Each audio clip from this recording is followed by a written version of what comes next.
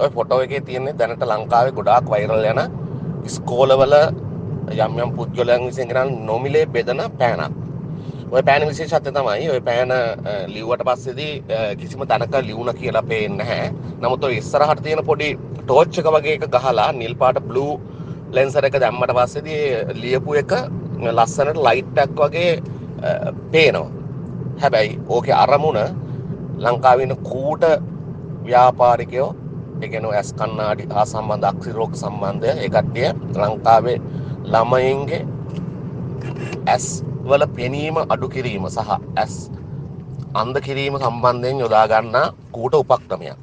ඔය blue colour light එක ඇහැට තප්පර 30ක් 35ක් එක දිගට අඛණ්ඩව වැදිලා තිබුණොත් ඒ ළමයාගේ ඇස් දෙක 160කින් 70කින් පෙනීම නැති වෙනවා. ඒක නිසා මේක සමාජ සත්කාරයක් කියලා හිතාගෙන මේකට හොඳ පෝස්ට් එකක් හරි ගස්සලා මේක පබ්ලිෂ් කරන්න.